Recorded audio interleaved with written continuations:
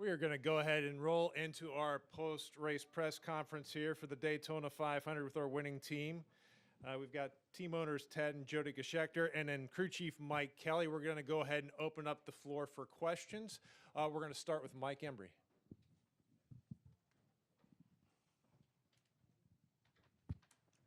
Mike Embry from NBC Sports. Mike, congratulations, all you guys. What was the note about? Who left the note? What did the note say? I did. This morning when I woke up, it was at 3:30, and I've been coming here for a long time. I think it's like my 27th year coming here, and I've been fortunate to win the 500 one time before. But it just something this morning felt different, and kind of how our week started. I kept telling myself if we just keep working on our car and keep believing in ourselves, maybe something will work out.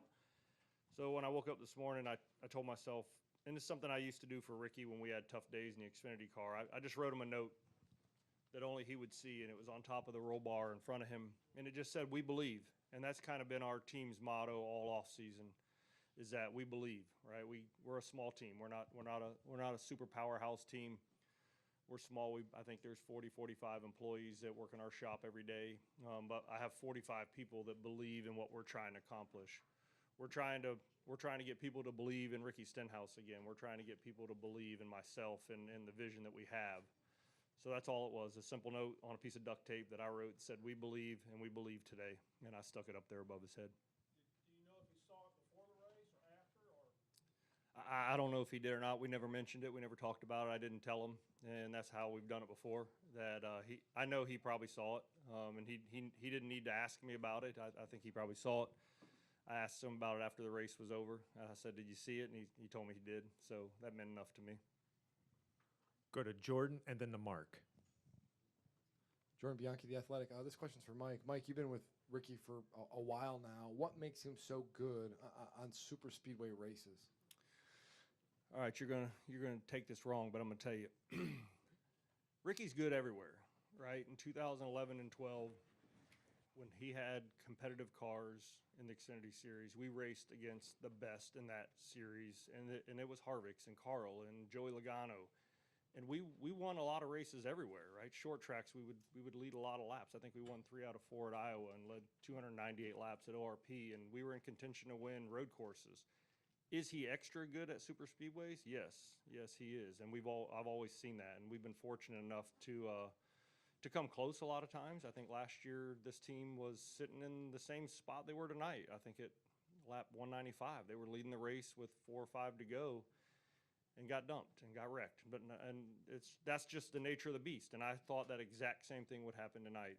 I saw the cameras start to gather around the pit box when we were in the green, white, checkered, and I wouldn't look at them and I wouldn't look up. And because I know it means so much to every driver out there, not just mine. There will be champions that will quit their career and never win the 500. And there will be guys who have missed so many opportunities so close. So I know what it means to them guys, and it means to every one of us, right, that work on these things all winter long, that provide ownership and sponsorship, and it's everyone, the people that buy our hotel rooms. The Daytona 500 is what we race for, and from a kid who grew up in Florida, it has extra special meaning. So I was worried when we took that last restart, but I believed in Ricky's abilities and that he would put himself in the best position he could. And to come around and hear that we actually, at first I wasn't positive that we had won, and I wasn't going to celebrate till I heard it in my ear, and then you just don't believe it, right? You're like, man, this is killing me. This is a dream come true. I joke with my PR girl Jen, and NASCAR sends out a lot of emails about what the post-race celebration process is and where you guys are going. I think there was another revision this morning and about going to Chicago. And I joked with her and I said, "Look, I'm going to be so drunk, you're going to have to just tell me again." So it's okay if you wait and send me another email about it. This question's for all three of you. I'd love for you guys to answer this. JTG, fairly or not, has had a reputation for an organization that maybe hasn't always fulfilled its potential. I'm curious if you think that's a fair assessment and why that is the case, of why this organization has been able to kind of take that next step while other mid-sized teams have had wins and that kind of and the like. Absolutely, and I agree with you 100%. And that was one thing I think in 2020, when I came here in 2021, and the roles that I've had behind the scenes, working on cars and working on things at that group, and 100% I would agree with you that they haven't fulfilled the potential by no means of any one person or any one thing. And that's what, when they asked me last year to do this, that was one of the reasons why I jumped at it, was because I saw the potential. I think for the first time in your 28-year history last year, they had 5 top 5s in a row or something like that. But at the same time, we finished 27th or 28th in points, right? Those two shouldn't go together. You shouldn't have career milestones this high, but also finish where they did. And that was part of it, right? This team provides us with everything we need, right? I'll say that again. Since I've been there for 3 or 4 years, not once have they said no. We have a state-of-the-art facility. We have CNC shops. We have Hawkeye machines. We have the parts and pieces. It was kind of, to me, it's like just getting Ricky to believe in himself again, and getting the people around us to believe in the situation we're in. So yeah, I would agree with you that, and then they can allude on that. But that's always been my attraction to this team, was we have the parts and pieces. It's aligning them right.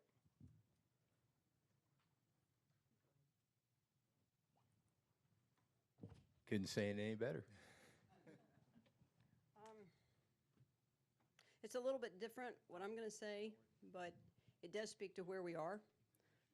Every morning, I get up and I put on my shoes of peace and I go out. But make no mistake, this is a battle. The competition in this series is fierce, and it's serious. And we are blessed to have the partners that we have and the sponsors that we have. But it's a battle and it's a fight, and it's hard. And it's not for lack of effort. We've come really close, so I try not to get our hopes up. You know, tonight when we were close and it was the last lap and there's another caution, I just think, dear Lord, please, no, we need it. We need it, and we need it now. We need it tonight. We need it to happen. And it did, you know. We work hard. The guys do their jobs. We're prepared.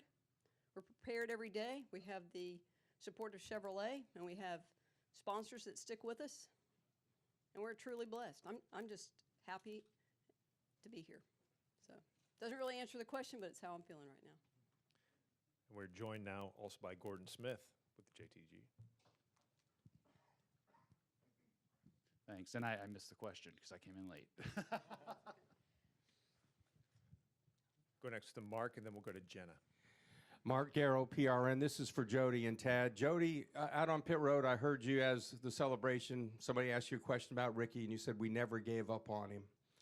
A lot of people might question that. So why did you guys not give up with all the ups and downs sometimes you've had? Why did you not give up on Ricky Stenhouse Jr.? Okay. We didn't give up on Ricky because, personally, I feel like he's got the spirit of a winner. And I like what he represents as a person. And I see flashes of brilliance in what he does. And I felt like he could do it. I felt like he could get the job done. And I never questioned that. Mr. Jenna? Yeah, I'll add to that. I mean, we have 18 corporate partners. There are not many drivers in this series that do the work that Ricky Stenhouse does every day behind the scenes that no one sees, to, you know, appearances in front of grocery stores, to trips to corporate headquarters. I mean, he's a workhorse, and man, someone that believes in you that hard, you want to keep believing back in them too. Jenna Fryer, Associated Press. Congratulations, Tad and Jody. Jody, you were just saying how hard this is and how difficult it is. And you guys are the first single-car team since the Wood Brothers in 2011 to win this race. So it's hard. You know, why do you do it?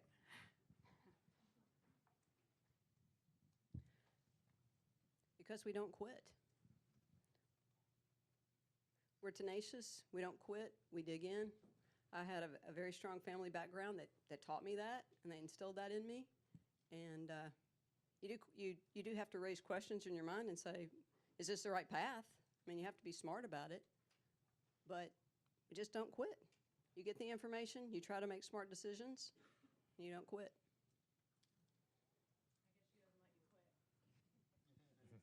How about that first female car owner to win the Daytona 500?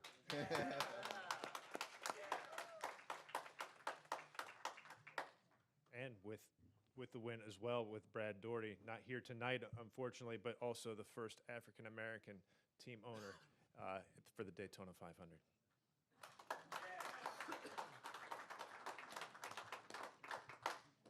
Go next to Bob.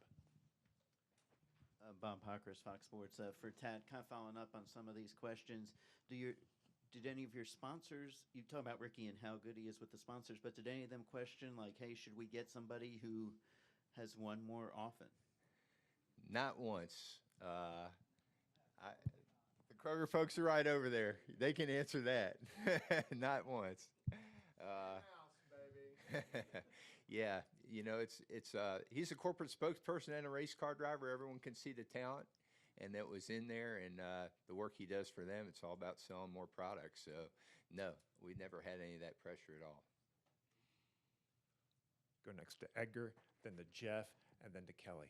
What would Brad have to say? Where is he? Brad has had some eye surgery, and he was here this morning to visit with our sponsors, and the light was really bothering his eyes. So, man, we've been trying to get text in between the 348 text messages I got, but we'll call him here shortly. I talked to him for a few minutes, and he said that he and Michael Jordan are already talking trash. So I'm not sure what was said. That's what I was going to but there have ask. been conversations. I was going to ask. He's got to be Oh, pretty yeah. pumped beat Oh, yeah. Michael. Okay. Go to Jeff. I'm over here for Mike. Mike, when your last crew chief job ended, did you feel like maybe that was the end of your crew chief days, or did you feel like you were always going to get another opportunity like the one you have now? I didn't think that I would. I didn't know that I wanted to, right? Just like what Tad said, and we all know, man, this is a grind. This is tough. This is hundreds of nights on the road, hundreds of hours a week in the shop. And I didn't know, I had got to a point where I still loved the sport and I still loved what I did, and I was trying to figure out what exactly I wanted to do next. And every year I would get a couple opportunities, and I always told myself that I wouldn't do it unless I was 100% bought in. And this started getting talked about a little bit, and then as the season was getting to the end and I knew right away this would be one I would do. Obviously, my relationship with Ricky pulled me in that direction really hard. What I saw in our shop and what our owners supplied us and parts and pieces in our things, this is one that I really wanted to do. So had this opportunity not come up, probably not. I don't know that I would again. And I had a long talk with my wife about it, that because it's a commitment. It's a lot, and I told her that if I get a chance at an opportunity, that I would put everything I had into it. I was fortunate enough. Jack gave me an opportunity in 2014 to be Ricky's Cup crew chief, and I just wasn't ready. I had spent too much time in the Xfinity garage, and it was at a time when we were struggling as an organization, and we just weren't as good as we needed to be, and I wasn't ready. And that made it tough. And I told myself, if I ever get the opportunity again, you better be ready. And I feel like I've worked really hard this off season, not just on cars and vehicles, but on people. And I think that means as much as anything, if you get a group of guys who believe in each other and gals who believe in each other, small teams can do a lot. I watched that 78 car out in Colorado kick a lot of people's butts with equipment that they were getting from another organization. And not that we're trying to do exactly what they did, but we have that same belief and goal. And then, for lack of a better term, you're sort of like the Ricky whisperer, maybe. Why do you guys get along so well? What is it about your personalities that mesh? Man, it's probably as much of the things you guys know about on the racetrack that we have done off the racetrack, and the things we've gone through in our lives together, the ups and downs, the going to Tulsa and spending all our weeks together in the Chili Bowl and just talking about this sport and what this sport means to us, but also what it has done to us, the ups and downs and the places it's taken us. You know, we've seen a lot of highs, but we've seen a lot of lows. And I remember sitting in meetings where Ricky's career almost ended before it ever started. You all know the story, right? He had to cut cars up at Roush because he had wrecked so much stuff. And I remember sitting in meetings when they basically voted, and not one person out of that group voted to cast him to the side. But it's been as much off the track. It's been sleeping on my couch or in his motorhome. Just two people that when you say you have someone's back, you know they have your back. And when you say, I'm going to make this decision, he knows I'm making the best decision for Ricky Stenhouse, not Mike Kelly by myself. It's for him. And when we work on our race cars and we debrief, there's been days like we almost wrestled one year at Bristol. I mean, literally grabbed each other, and I thought we were going to kill each other because of a mistake. But he knew I made the best decision I had at that time. And I think going into today, you know, we qualified horrible, right? We just won the Daytona 500 with like the 35th fastest car here in qualifying. But we learned as an organization. We went to work that night. Like when we left here with our tails between our legs, we went to that hotel room and we worked till 12:30 that night. Our alarms went off at 6:30 that next morning, and my group was down in the hotel lobby, and we worked and dug, and we had a better car on Thursday. And we didn't have the best car on Thursday, and we worked again, and we worked all night long. And we had Friday after practice, he said, we got a car that can do this. He said, I could see that it rolled the corner really well. I could see it did everything he wanted it to do, and we covered it up, and we didn't practice Saturday. And that's how confident we felt about what we had.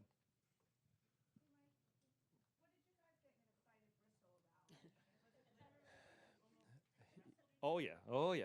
My wife was there. She remembers it. So Ricky's first year at Bristol in the Xfinity car, we dominated that whole race, and they changed right side tires halfway through the race, and we still were killing them. And it came down to a green flag pit stop it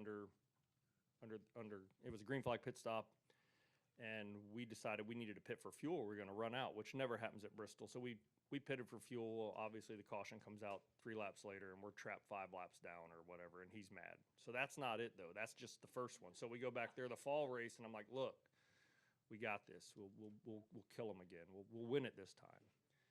And I think we're leading with like 30 to go, and a caution comes out, and I said, you know they're going to do the exact opposite of whatever I do. I know I got your back. Whatever you say, I'm here for you. And I said, all right, pit. They're not pitting. And I said, I know you got my back, right? Nope, that's the dumbest decision we've made. So I think we ended up getting back to third or something, and he was going to go his way, and I was going to go my way, and just talk. We were going to rehash it, but I knew he had a sponsor commitment thing going on at his bus. And my wife said, you guys probably need to talk this out. Don't drive out of this, because I was literally doing donuts in Bristol's parking lot. I was so pissed. And so I drove my truck straight to his bus, and I think I parked it all on the bumper of his truck. And I went to go start yelling. He went to go start yelling. Next thing, we were hugging, and we were wrestling on the ground about it. But it is okay. We can do those things. I'll tell you another funny story you asked him about, or a good one, right? So we used to rent a house in Michigan on this lake, and it was for the team. We didn't stay in hotel rooms. And Ricky he wanted to be around the team, wanted to be around the guys. And I said, man, we got a 4-bedroom house with already 8 guys staying in it. And I said, your only option is to sleep in bed with me. And he said, well, I'm game. Are you good? I'm good. And I'm like, man, if you're good, I'm good. So we joke about all the time that, man, that's the only man I had to share a bed with, Ricky Stenhouse Jr. So maybe that's part of it, right? Good. So maybe you can ask him about it. But it is. That's the relationship we have, and that's how it works for us. We'll go next to Kelly and then to Jerry. That's right. We'll go next to Kelly, then to Jerry, then to Matt. That's right. I'm not scared. Kelly Crandall, Racer.com. Let me start with Mike to your right here. You said a few minutes ago that you have to get Ricky Stenhouse believing in himself again. Has that been a problem? No, I think that the one thing about Ricky is his confidence is there, right? And when I told him this, I said, man, I've worked with a lot of drivers. I've worked with some really great drivers, and the one thing Ricky does different than every single driver I've ever worked with is he can blow an engine in Fontana, or he can get in a wreck at Phoenix. the next week, the next first lap in track, he believes he's going to win. He believes he has the ability to shut off what happened before anyone, right? If we have a bad practice, the next practice he believes he still has a shot at winning the race, or a bad pit stop, he believes he's gonna be able to do it. But he sees the things, right, and he hears the things, and I literally had to spend a ton of time I would show him video and show him things to say, look, you didn't cause that wreck. You were in it, and your name's just gonna be attached to it.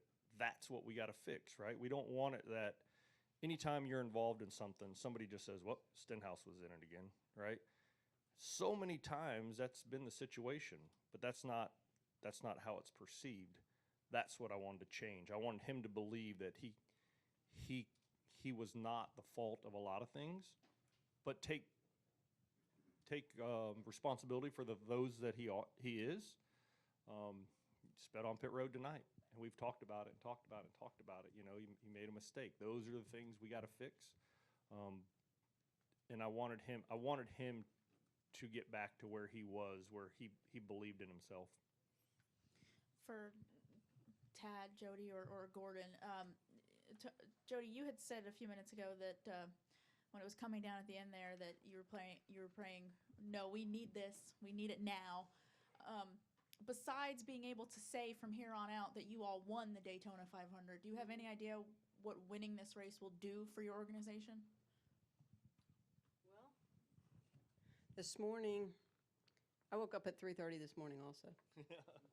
That's interesting. Didn't know that you did that too. So I was up at 3:30, kind of tossing around, just thinking through the day. And when Tad woke up, I'm making coffee, and he said, we're going to win today. I said, you really think so? He said, I do. He said, I feel it. I feel like we're going to win today. And we prepare every week, and sometimes you know when you've got a better shot than others. But Tad really felt it. And we said our prayer before we went back out into the world. And we did our Wonder Twin Powers activate. Kind of sounds hokey, but that's what we do. Wonder Twin Powers activate, we get busy.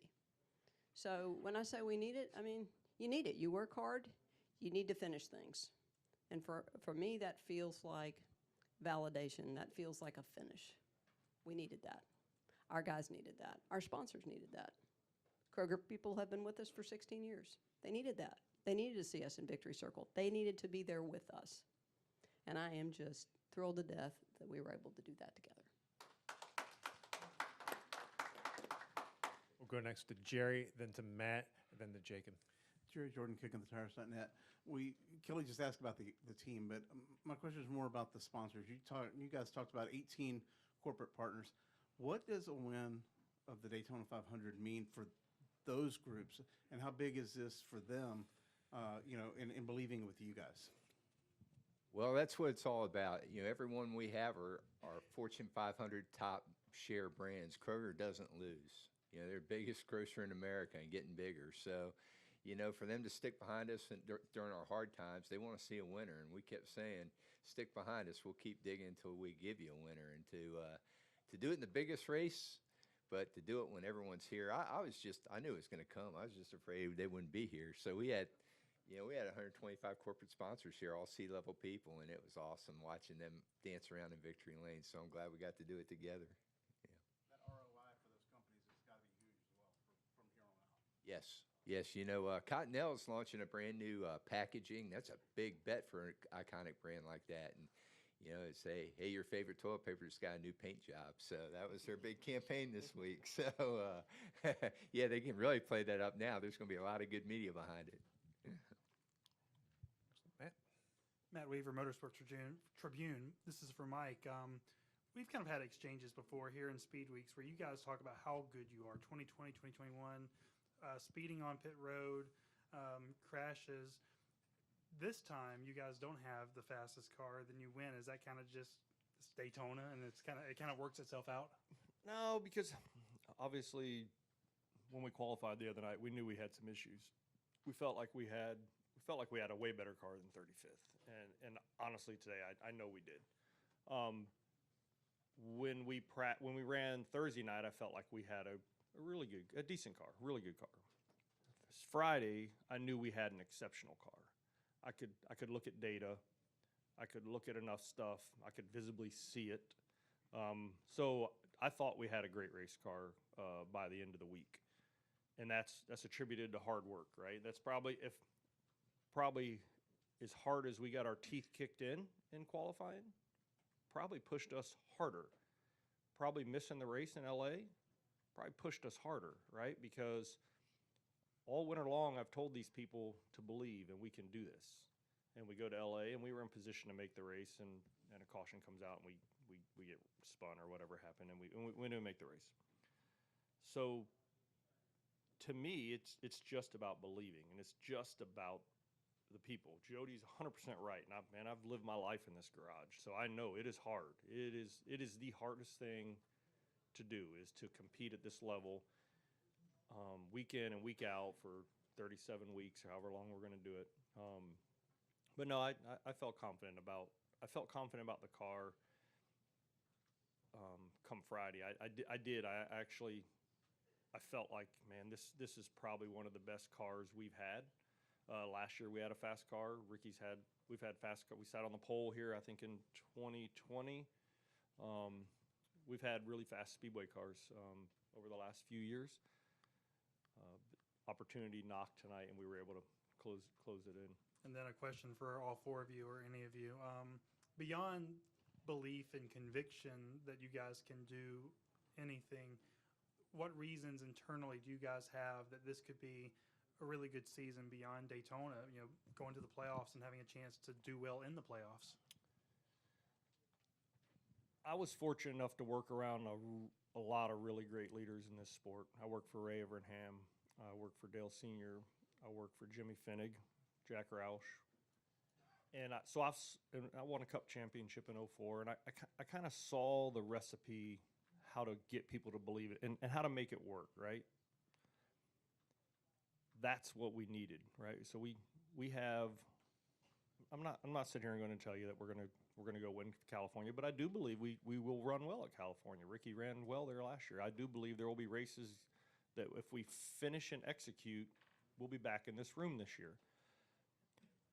But we've had great meetings. We've changed up some of the way we do things in-house. We've changed up our engineering staff. We changed up. We had a team meeting for the first time in a long time before the race, right? We are doing the things that I believe lay the foundation to get where you want to go. We are taking every day serious. We show up at 6:30 in the morning like every other race team here. I'm not telling you anything you don't see. We're just seeing it with 40 people. And sometimes that's easier, right? If you try and turn a big ship, and I got to get permission to change this on a race car, I got to go through a production staff, and I've got to ask this guy, to ask this guy, to ask this guy. It's basically me, Ernie Cope, and our engineering group. We use a lot of racing thoughts and mentality. We have a relationship with Hendrick that helps. But it's a group of guys who literally sit across from each other at a table and say, we believe this is what it's going to take. I'm willing, I told Ernie from day one, I told all these people at this table from day one, I'm willing to accept the responsibility if it doesn't. You can put it all on me. You can put it on my shoulders. I'm willing to be the guy. I'm not ducking from it if it doesn't work. But I'm willing, if you'll let me try my way, I'm willing to take the responsibility of it. Go to Jacob, then Alex, then Melissa. Jacob Seelman, 77 Sports Media, kickingthetires.net. This is for Jody and Tad. You guys have been through a lot since, jumping to this level in 2009, had only been to victory lane, one other time. Jody, you used the word tenacious earlier in this press conference. 8 years, almost 9 years without a victory and all the struggles. Was there ever a point that you guys look at each other and even consider,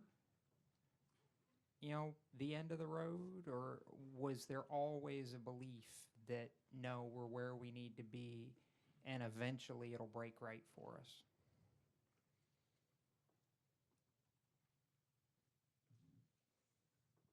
I think everybody questions, because we are always wondering if we're on the right path, the path that is our path, our journey in life. So I think it'd be a mistake not to ask that question and say, am I where I need to be? Sure, we ask that.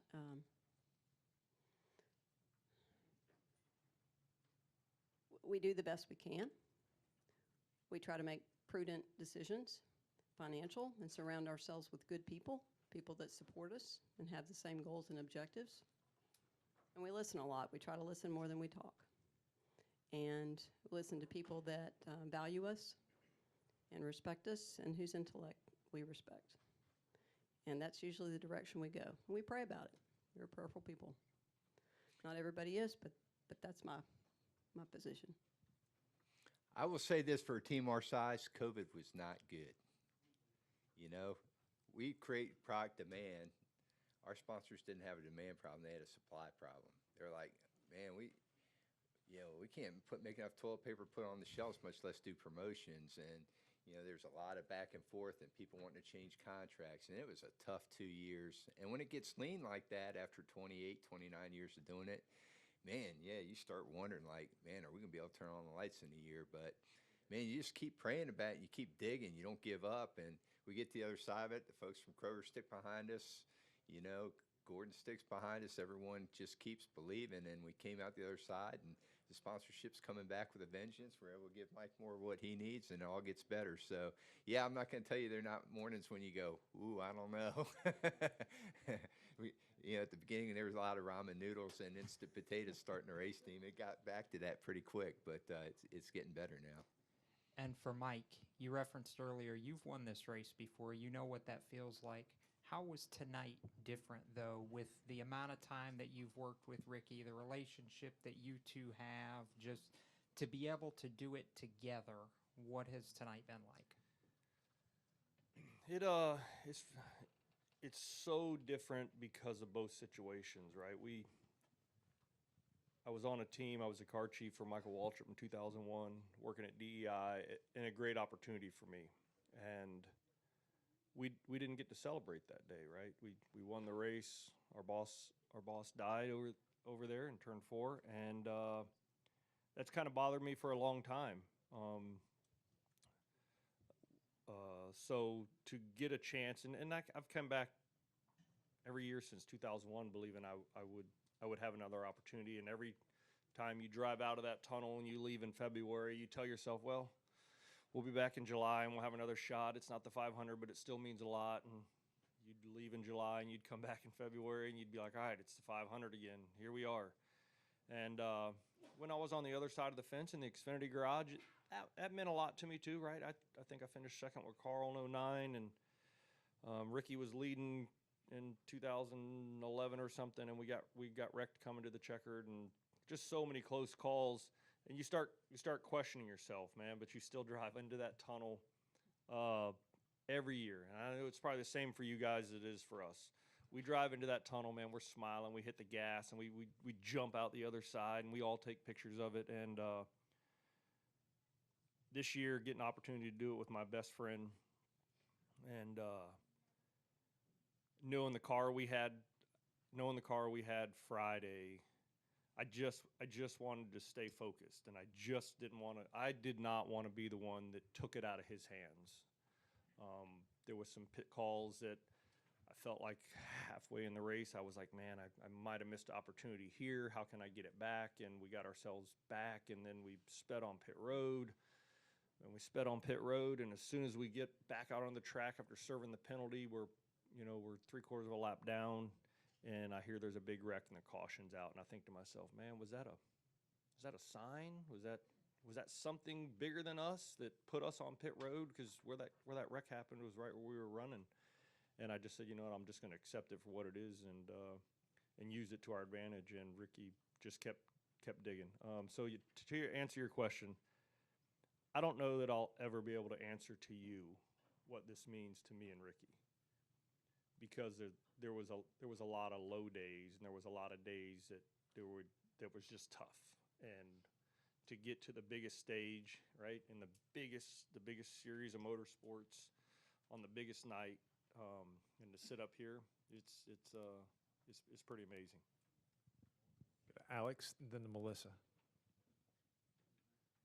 Hi, Alex Zetla from the Charlotte Observer. Tad and Jody, you guys have been in this for 29 years. It's kind of similar to Jacob's question. Does a night like this extend your stay in the NASCAR Cup Series for another year, another 2 years, another 3 years, etc., or are wins notwithstanding in how long you stay in this? Well, that's an interesting question. I think you don't think about quitting. You know, you just keep digging and looking at the next challenge and trying to conquer it. So we hadn't, thought about that. I will say during COVID, there are lines at the gate and people saying, hey, we could buy your charter and, we want to grow our team, and we all talked about it. And, are we going to come out the other side of it? But, we all decided, no, it's not the right time. It's not the right thing to do. So, yeah, I think it puts more wind in your sails, right? You're just going to dig harder and faster for the next one. So, yeah, it definitely gives you some new energy. Wouldn't you say, Gordon? Absolutely. I mean, it was, I'm new to the sport, and this is just huge for me. But I never thought about giving up. Switching to Mike has been huge for us, and it's just been a fantastic situation. And I think we're just going to keep digging.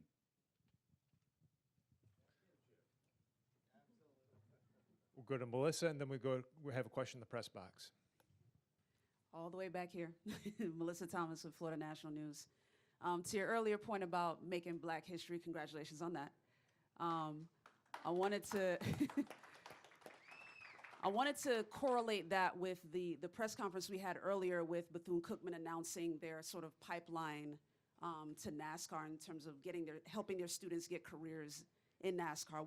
This is for any of you up there, but wanted to get your thoughts on that pipeline and the prospect of the future of racing with that.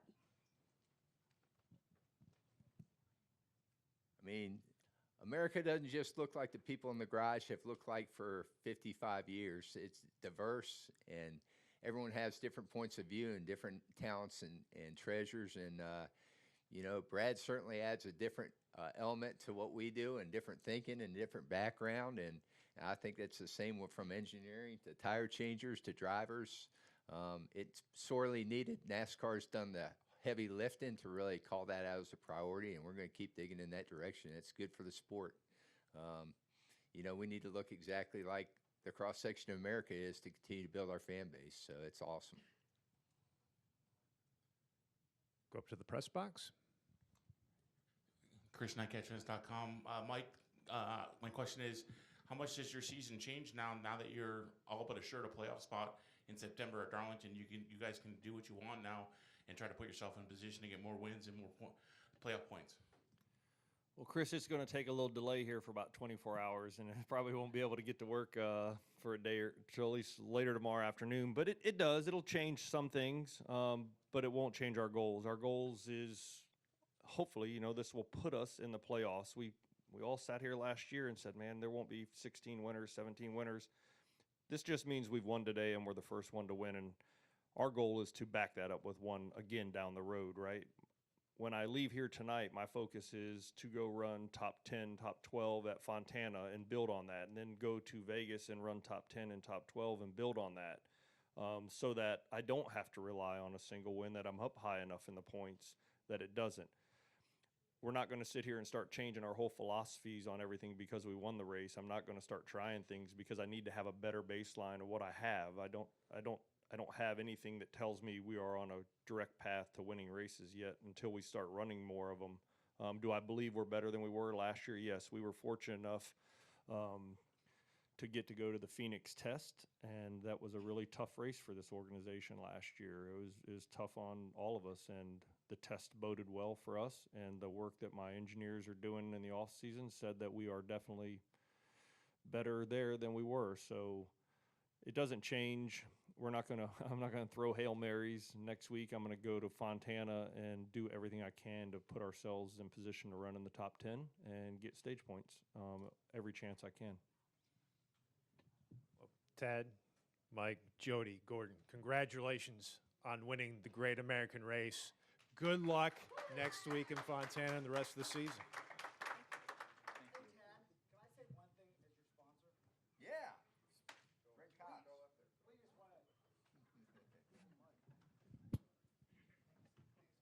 A word from our sponsor. Hey, this is a big deal. This is a big deal for the Kroger Company.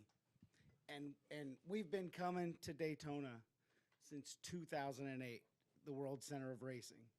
And we have always stuck with JTG Doherty Racing, always.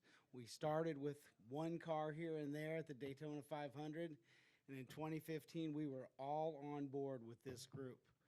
And I've heard a lot of folks, we have 10 sponsors with the Kroger Company this weekend, and I've had another 20 text me in the last 2 hours about this great program that we've built. But I want to tell you, I've heard a lot about diversity, right? And the team, the first female owner to win the Daytona 500. The first African-American team owner to win the Daytona 500. We're Kroger, right? Think about us. We're your neighborhood grocery store, 2,500 stores all across the United States. And we are all about diversity, and we are all about serving our customer. And we wouldn't do this with any other team than JTG Doherty. And I just wanted to thank you guys. Thank you. That's a message from your sponsor.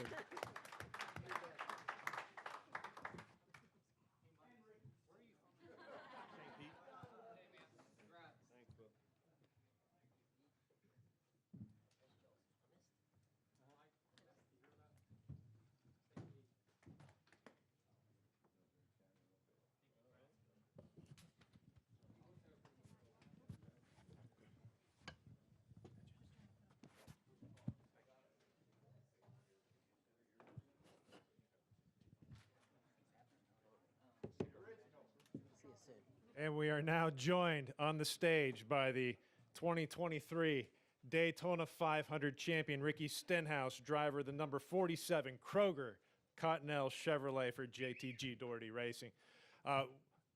Just give us your thoughts about winning the Great American Race, Ricky.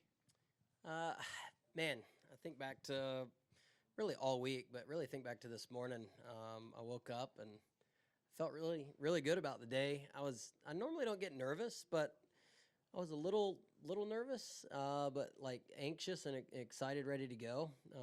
My wife and I, Madison, we went in the gym and did a small little workout just to get going this morning, and just felt relaxed, felt good about the day. Knew our car was strong after Friday's practice.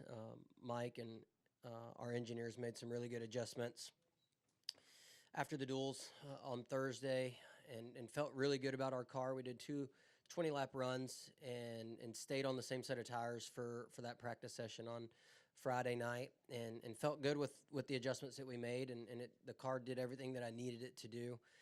The only thing that we didn't have when we started the race was track position.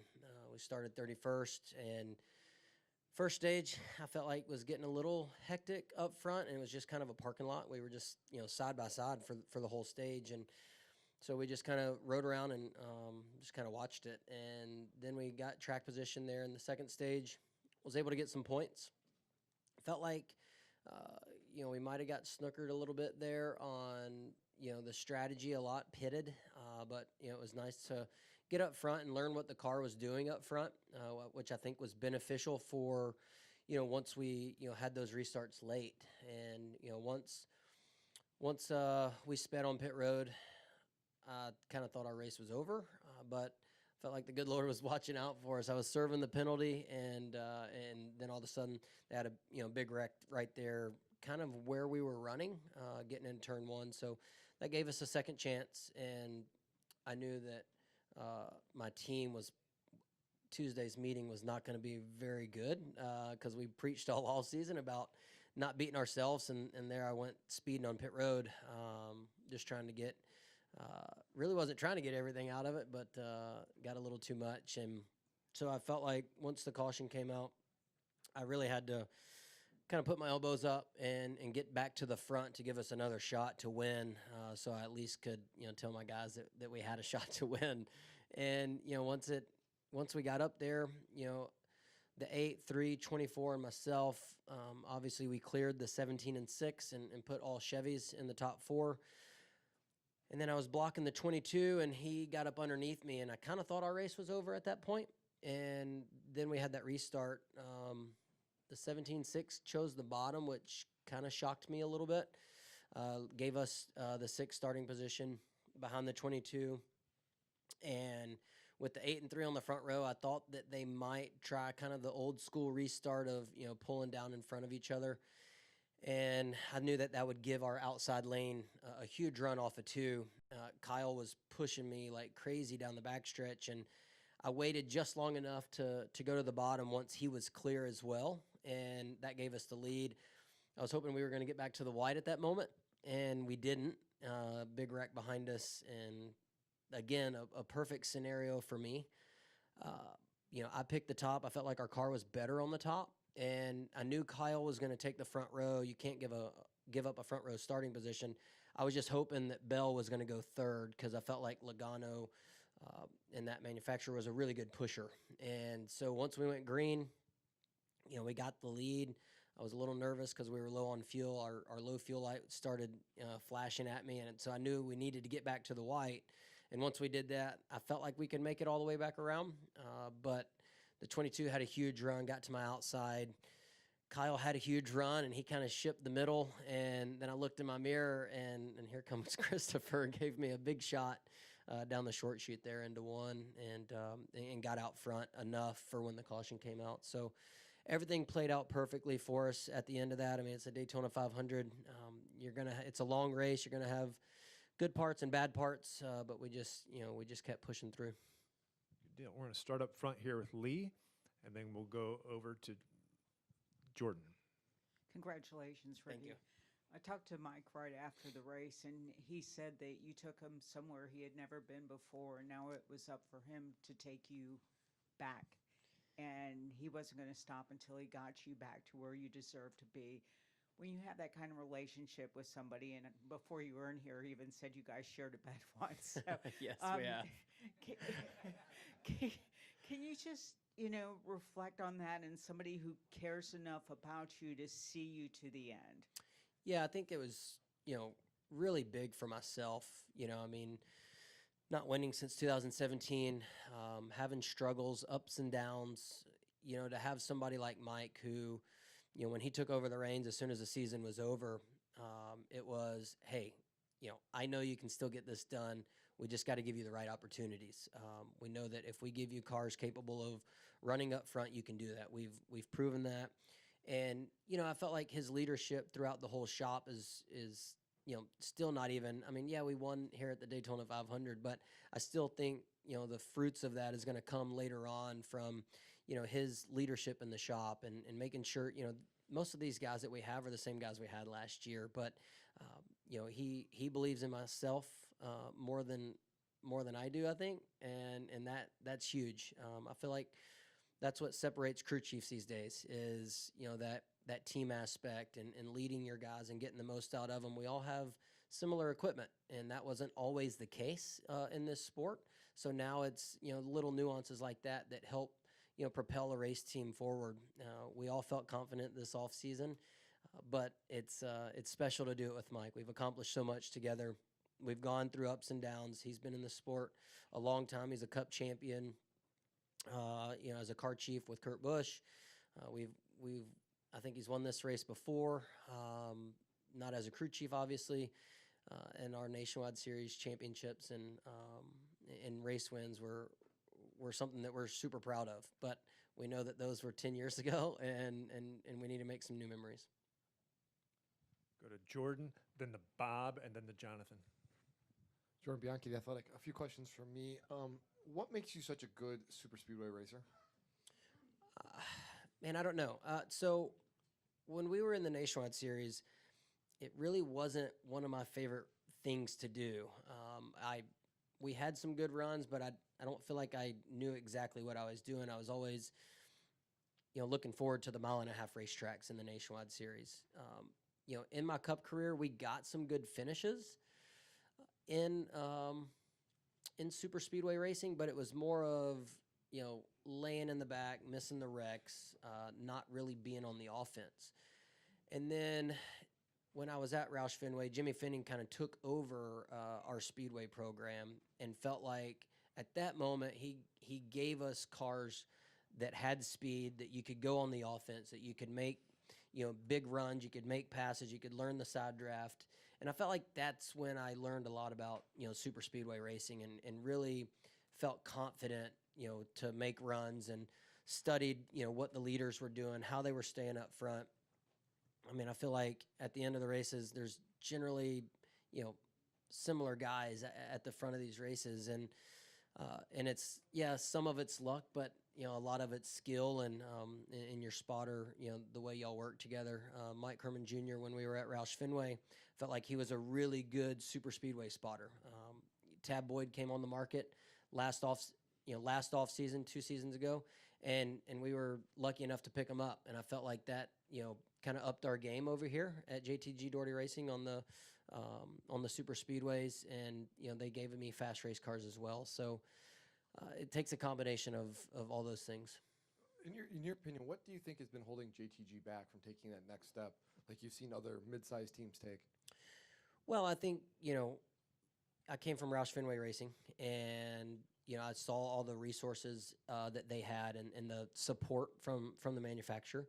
And then I went to JTG Doherty Racing, and honestly, I was surprised at how much nice equipment and how they ran things, and how much of the car they actually built. I wasn't 100% sure what it was going to look like when I went into the race shop. But now, for us to, kind of take that next step, obviously this is our second season with this new car, and we've got more help from Chevrolet. We've been in the simulator way more this offseason than we were all of last year. And things like that, the resources that Chevy's going to help us out with, our alliance that, we've built with Rick Hendrick Racing. Rick's been a great supporter of JTG Doherty Racing in the past. We've been using their engines. So I think that's going to be a huge help for us as well. Like Mike said, I caught the tail end of it there.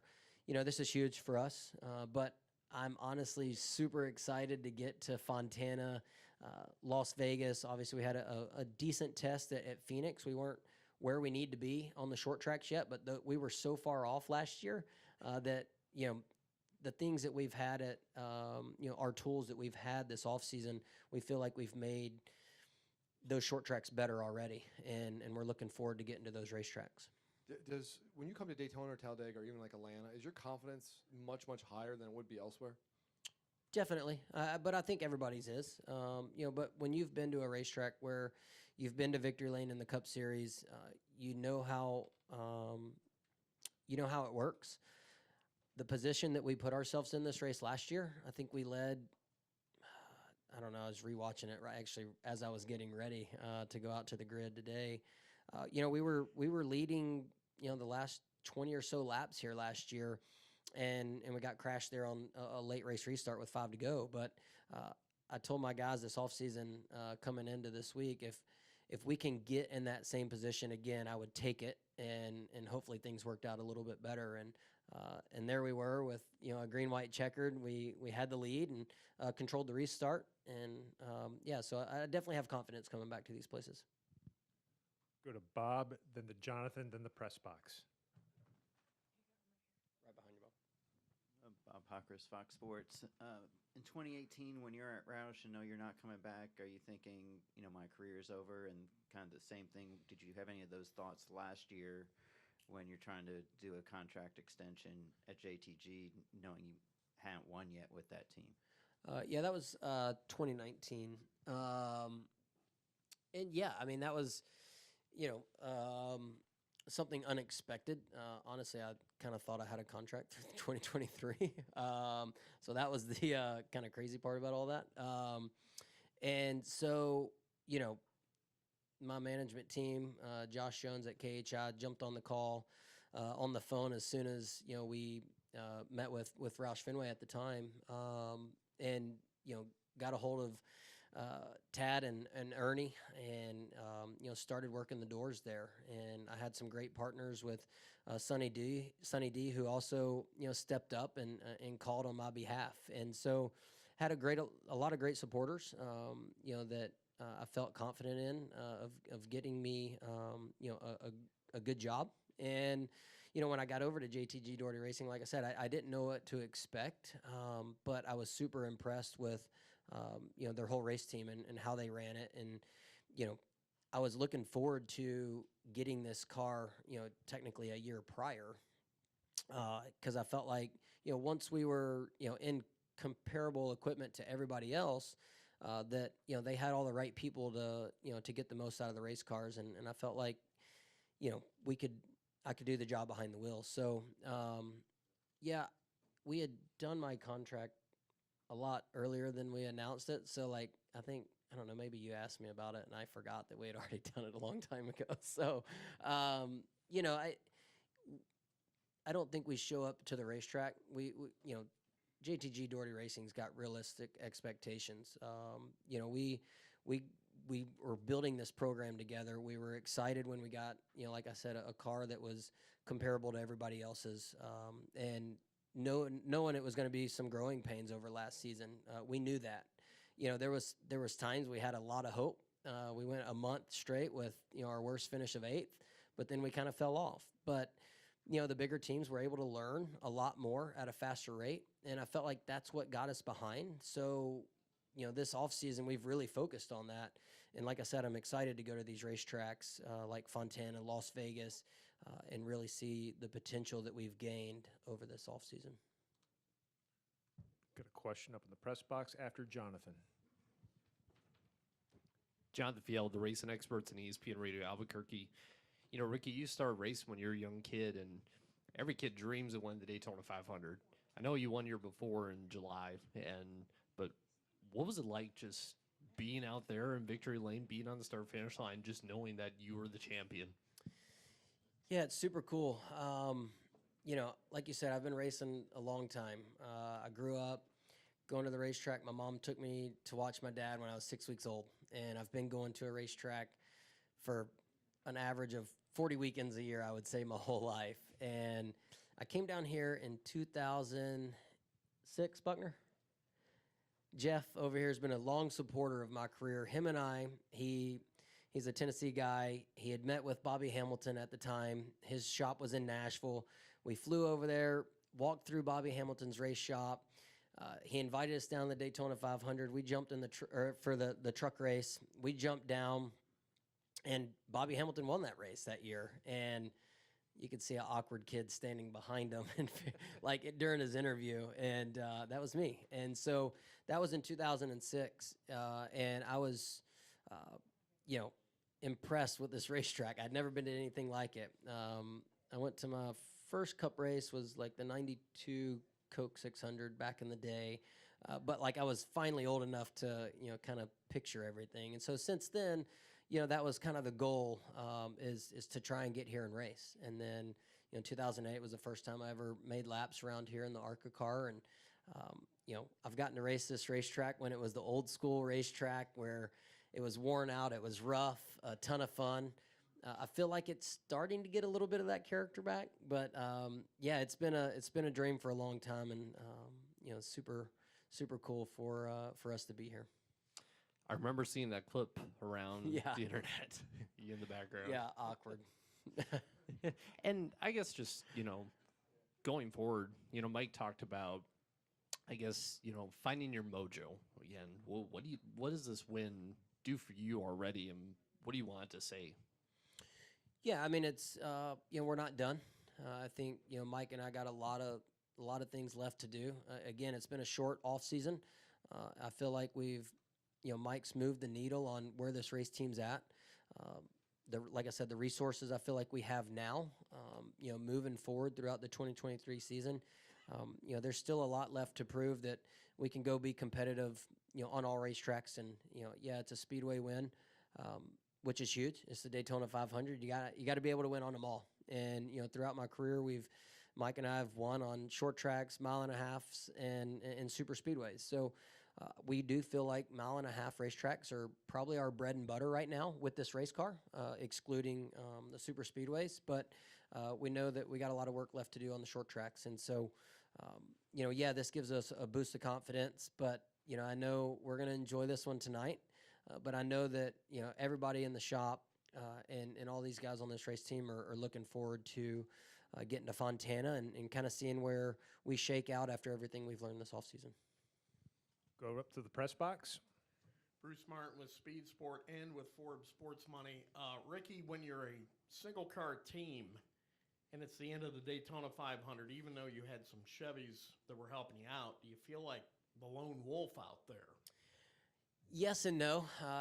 Obviously throughout the whole race, even, I watched a lot of the first stage from, my view. I was close enough where I could just watch the leaders, and I wasn't really doing any racing. So yeah, I was watching all the teammates work really well together up there. We've had, Chevy meetings this whole week, and we preached about, trying to get, Chevrolet their 25th Daytona 500. And, we talked about working together. We didn't do great Thursday night in the duels. In the first duel, we learned a lot, and, they transferred that on to the second duel, and felt like our strategies worked really well today. So that was huge for us. Like you said, when I got down to it, the top 4 were Chevys at one point, and I felt really good about that we could kind of control the race. And then, when the 5 lined up behind me, I knew that if we got a run, he would probably go with me, or I was really hoping so. And we were able to, kind of shuck the 22 out and, both be first and second there. And then the last restart, yes, you need teammates, but, at that moment, as long as you had a good pusher behind you, I knew that 22 wasn't going to just, go to the outside of me, because you got to get the momentum going, and the momentum's in, numbers, and I was confident in what Joey could do pushing me, and then it was kind of a free-for-all once you take the white flag. And also, there aren't a lot of sprint and midget drivers that have won the Daytona 500, but now you're the latest to have done that. And to know that you follow in the footsteps of guys like Mario Andretti and A.J. Foyt and Ryan Newman, who have done that here, how important is that to you to show to the grassroots of America that you can come from that type of background and win the Daytona 500? Yeah, it's special to me. I know, Kyle's done a lot for dirt track racing, open wheel racing. Christopher Bell, you look at what Alex Bowman's doing now, going back and forth and running sprint cars. I have a lot of fun running with my dad. We don't run as much as everybody else does, but definitely still a short track dirt racer. And I know how long and how important this race was, that, when Tony, my former boss, tried to win this race for a long time. And I looked up on the screen during, that one of those late cautions when the 8 was leading, and they were showing, I think it was his 17th attempt, and, it was our 12th. So I know how hard it is for guys to win this race, and it's nice to go ahead and get that checked off the list. Keep it up the press box. Jim Utter, motorsport.com. Congratulations, Ricky. Thank you. Jody and Tad were in earlier and were asked about and talked about their long-time involvement in the sport and the efforts they've made to keep going, even though that hasn't always translated into trips to victory lane. I just wondered, you sort of had what many would have called a breakout year, like in 2017, where you picked up a couple wins. Has it been difficult since then? What have you felt at some point that you might give up? Definitely never thought about giving up. I felt like, 2017 winning a couple races was huge for us. But I'll even look back at that season, and we still weren't super stellar. We had our ups and downs, but obviously 2 wins kind of puts a Band-Aid on some of those things that you can overlook. But I think for me, coming to JTG Doherty Racing was a nice reset. We had 2 cars at the time, moved to a single car team, which I think has been beneficial. We've been able to put a lot of focus on the 47 car, and everybody in the shop, I feel like the details are, really paid attention to. We got some of the best guys in the shop. It's super, super neat to see, how long Tad and Jody have been in the sport. Around our shop, you see pictures of Tad going over the wall, doing jackman and tire changes, and they're out helping sponsors nonstop around here, and you partner them with Brad and Gordon and Mark. They make a great team, and so it's super cool to get them in victory lane. We had a great moment this offseason, I feel like, at our team lunch.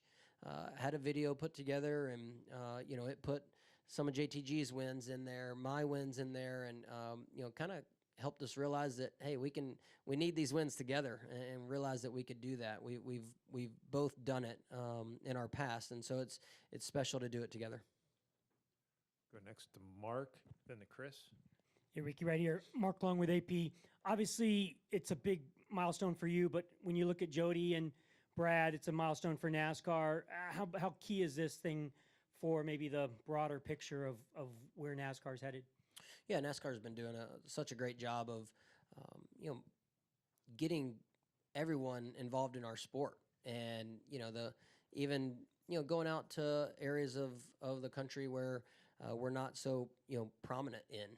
You look at LA, going to Chicago, getting down in some of the inner cities, and getting those fans interested in NASCAR. We got a lot of diversity on our race team throughout the garage, and it's cool to have two on our race team and put them in victory lane here at the Daytona 500. Super special, and NASCAR's leading the way in a big way. So it's cool to play a small part of getting them to victory lane. Next to Chris.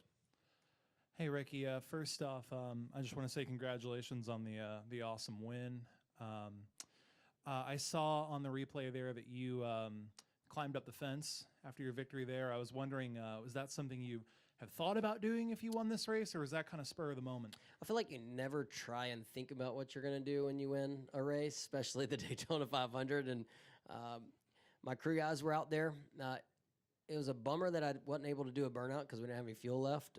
So that was a bummer. I'm sure the Hendrick Engine Shop appreciates that. But, so when I won my first sprint car race, my dad climbed the fence.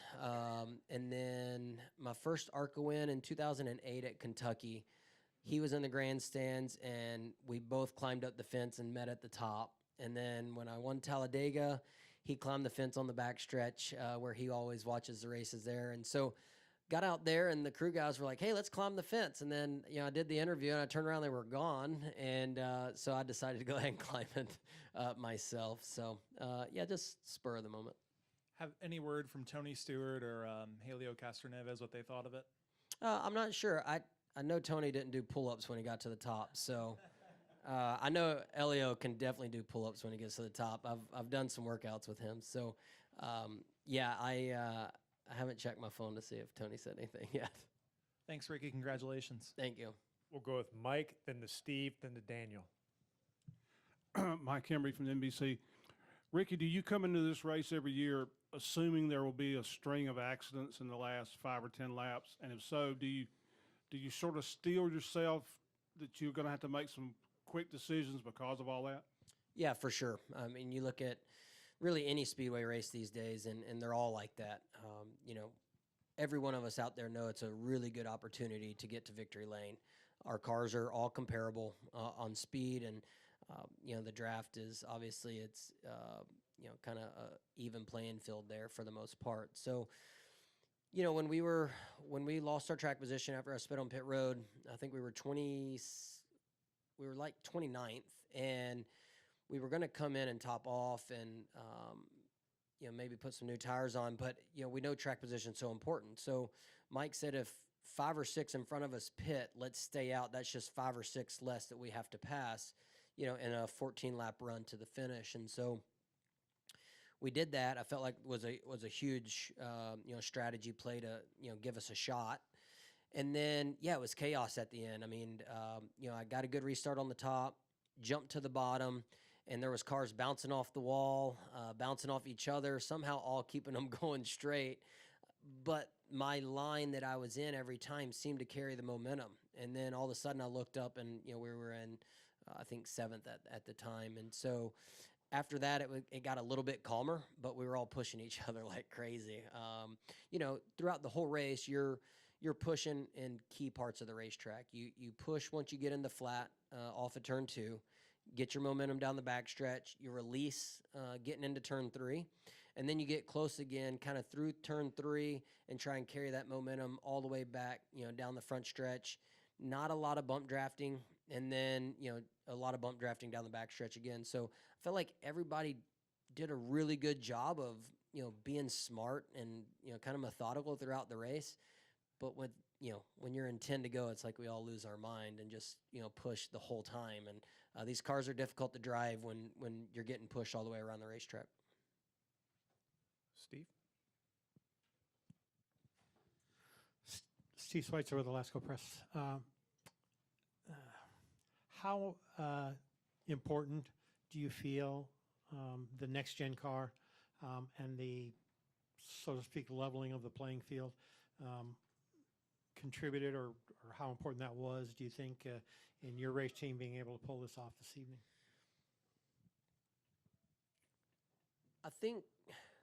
I don't think this car helped us pull this off at Daytona.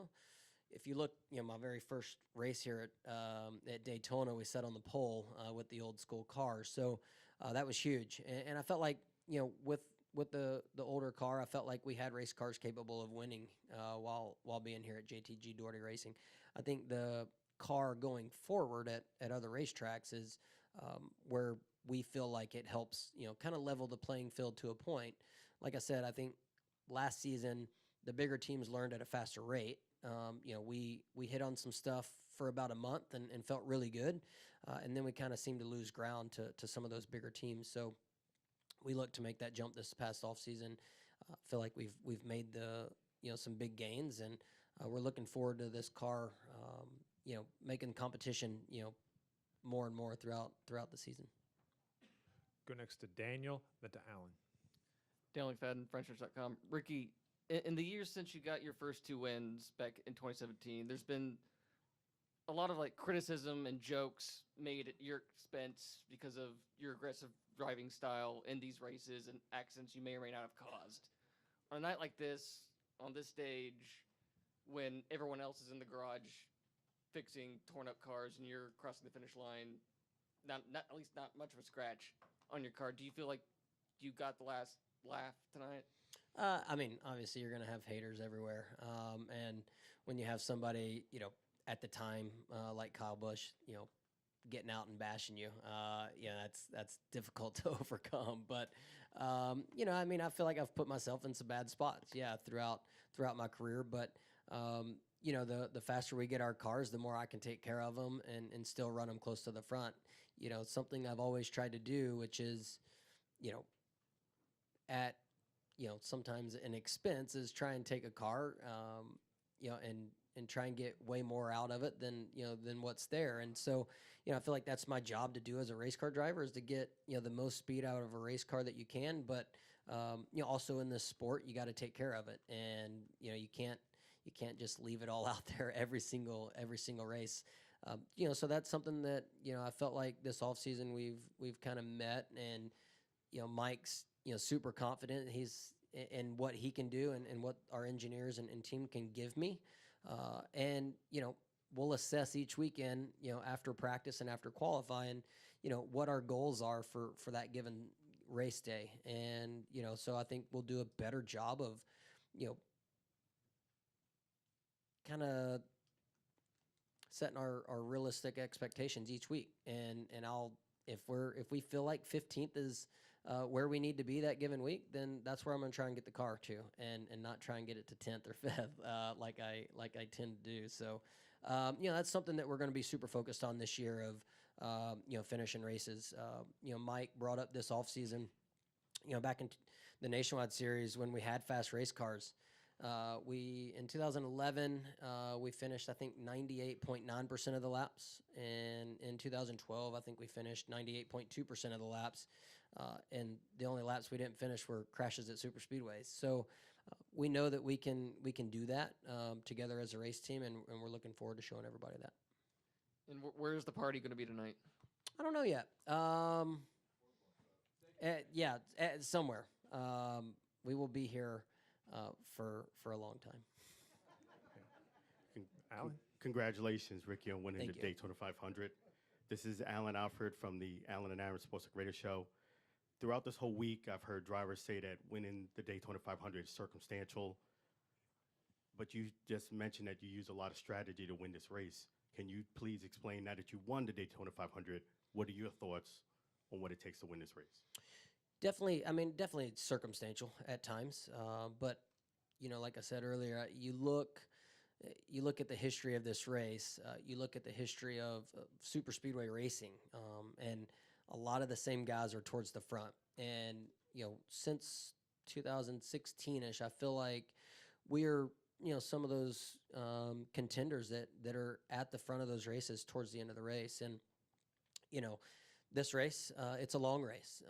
Like I said, the first stage, we didn't have track position, but I felt like I kind of went to school watching, what the leaders were doing, so that when I got there, I kind of knew what to expect. And then, we got there, and I felt really good being in the top 5 there. And at the end of that second stage, I felt like I pushed the 48 really well. The 48 and 1 and myself, I felt like really controlled, some of those last few laps coming to the stage in. So yeah, it's circumstantial. You gotta catch breaks at the right time. You gotta, be able to make moves, and your line's gotta go, but you're also looking ahead. Your spotter's giving you all the information that he can to make sure that, you have all the info to figure out which lane to be in. There was times where, Tab was telling me, hey, get to the top lane, get to the top lane. He saw something that I couldn't see in the front that killed the bottom, lane's momentum, and it propelled us past, 4 or 5, and then, we jumped back to the bottom, things like that. So definitely a lot of strategy involved, and calculated moves. We're going to wrap right here with Matt Weaver. Matt Weaver, Motorsports Tribune. I think Daniel kind of stole my thunder a little bit, but I want to kind of take it a little further. And I'm curious, you mentioned like in your Xfinity Championship days, really good car, not have to be as aggressive, take what the car gives you, all that stuff. So from that standpoint, do you think the last couple of years where it seems like every year we get to the end of the season and you're right there on the bubble points-wise, or maybe even needing to win, do you feel like from day one you're up against it and you have to race more aggressive? And to that point, now that you start off this season with a win, presumably in the playoffs, that now that edge is completely gone? Yeah, starting the season off with a win definitely changes, I feel like, your mindset going forward. But, as we saw last year, you're going to have to gain some points. You're going to have to stay ahead of, eventual winners in the point standings to make the playoffs. So, I think this season you could see, more winners than we had last year. And that being said, we got to be on our A game from here on out. But like I said, I think everything that we've learned this offseason, I've got a lot of confidence in the cars that my guys are going to be able to give me, so that, I don't have to overdrive them to, get good finishes. And there'll be days that we'll finish, 17th, 18th, but that might be our goal for that given weekend. We can't finish, above 25th, right? That kills you in the points. So we're wanting to be consistent. Obviously we wanted to get a win. We've done that. But we do feel like there's other racetracks that we're capable of winning at, based off of, our performance at some last year and the things that we've learned this offseason. So, yeah, I think mindset-wise, it definitely calms the nerves a little bit to, go out and really focus on what we're doing only. And then I know Mike woke up this morning with that conviction that you guys could do this, and there was always that conviction that you guys could do this. But I feel like the cars you had with them in 2020, 2021 were really, really good cars. I don't think this car was quite as good as those cars. And I'm curious, is the irony kind of not lost on you that You guys had arguably the best car here those 2 years, and you come back this year, qualify near the back of the field, and this is the year that you guys get it done. Yeah, it's crazy. We were, our car in 2020 was amazingly fast. I think we shocked everybody with, getting the pole, and had really good cars those 2 years. We came here last year and we qualified, I think, 24th. So we qualified 10 spots better, but we were a second off the pole. We qualified 34th this year. We were 7.5 tenths off the pole. So technically we were closer to the lead cars. It was just like everybody got faster and we kind of fell back in positions. And so I told my guys after Wednesday, I said, we have a set kind of standard of like, hey, here's our qualifying for super speedways. We've set the bar. Now let's try and make that better going forward. But I said, guys, we're closer to the lead pack cars than what we were last year, and we were leading this race, with 5 or 6 to go. I said, we have a car capable of doing that. And we, like I said, we made adjustments that gave up a little handling and ride quality for a little bit of speed. And I felt like in our Chevy draft on Friday night, I felt super confident in the car.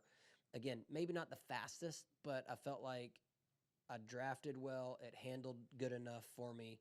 And I felt like that was always, one of our benefits and kind of key things to have here at super speedway races is cars that handle good and being able to get pushed without, getting too out of shape.